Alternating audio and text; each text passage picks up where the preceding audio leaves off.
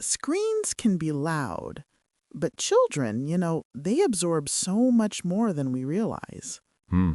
When parents take those private conflicts public, the impact often lands right on the very children they're trying to protect. Welcome back to Muted Screens, a faceless space reflecting on digital boundaries, privacy, Yeah. and the unseen emotional cost of public conflict. I'm Sarah. And I'm Alex. So in our last episode, we really focused on the immediate internal world of a child, that anxiety and insecurity that just blossoms when they see their parents' conflicts all over their feed. Today, we're zooming out. We want to look at the collateral damage. We're calling this one the ripple effect. Okay. Because a public post really is like a stone thrown into a pond. The splash is that initial private pain for the child, but the ripples, wow, they travel much, much further than you'd ever expect. That's a perfect way to put it. And the first ripple, and this is arguably one of the most damaging, is the one that hits a child's friendships. Oh, yeah. For a kid, a teenager especially, their friends are their entire world. It's their primary safe space outside of the family. It's their escape valve, right? Where they can just be. But this public conflict, it just contaminates that space. I mean, let's paint a picture. A 13-year-old is at a sleepover.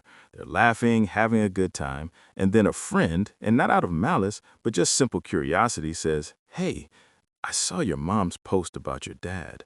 Oh no. Is everything okay?" And just like that, the fun evaporates. The child is instantly put on the spot, forced to become an ambassador for their parents' drama. Right. Their sanctuary has become a courtroom. That ripple has just washed away their whole sense of social safety. And these ripples, they have a tendency to grow. The next one usually hits the extended family. A parent makes this emotional, one-sided post after a fight. Mm-hmm.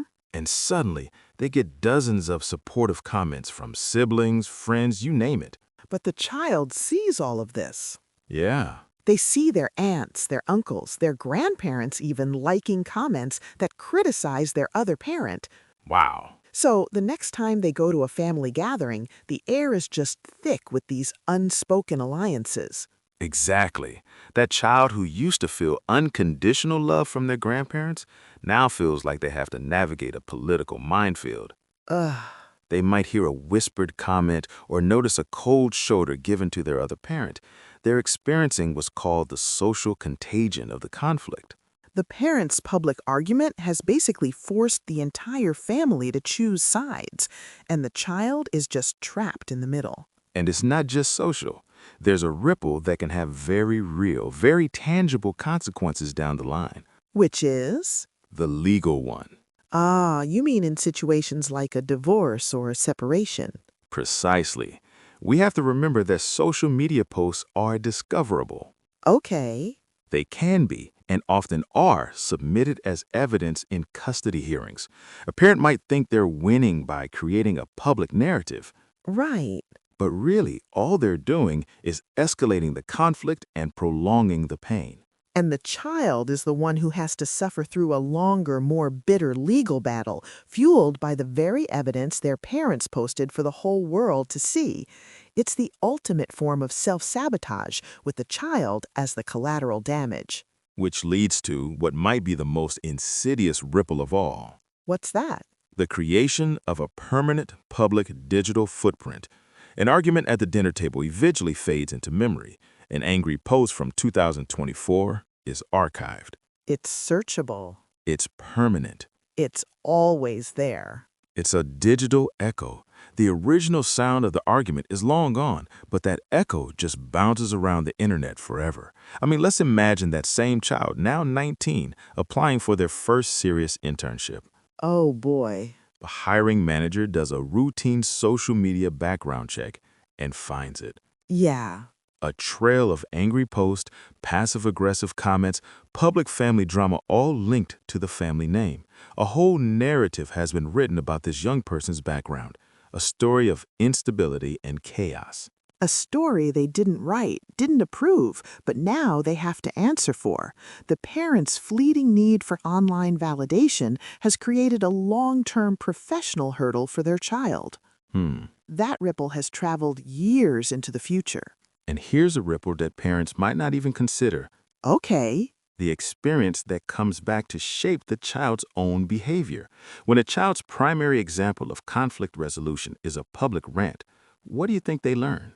They learn that this is normal, that when you're angry with someone you love, you tell the world. You seek public validation instead of private resolution. Exactly. We're essentially modeling the very behavior that hurt them, creating a generational cycle of oversharing and poor boundaries. But there's another ripple we haven't talked about yet. The school ripple. Teachers and school counselors, they're on social media too.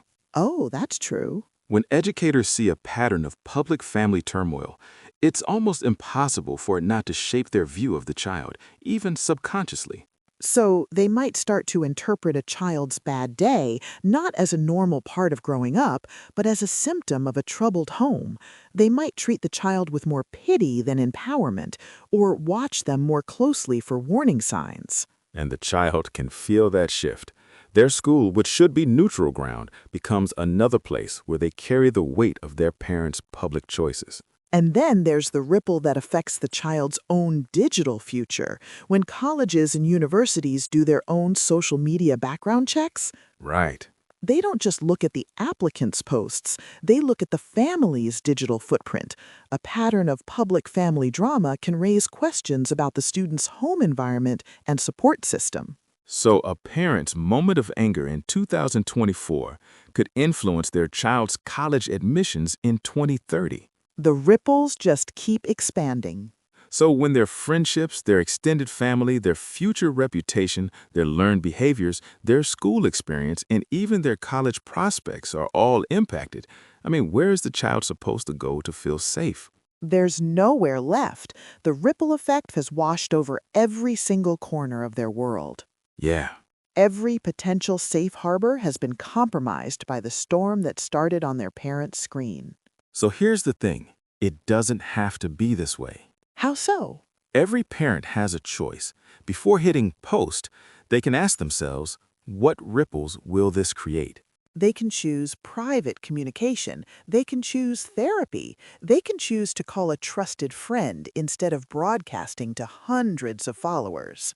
And that is why this conversation is so critical. Muting the screen, choosing to handle conflict privately, is not just about protecting your own dignity. No. It's about preserving your child's entire ecosystem. It's about making sure they have safe places to land when life gets hard. It's about understanding that every public post has an unseen audience and an unseen cost. Right. And more often than not, it's our children who are left holding the bill. So here's a question we'd like you to think about. If you had to hand your child a complete, unedited printout of your social media history 10 years from now, Wow.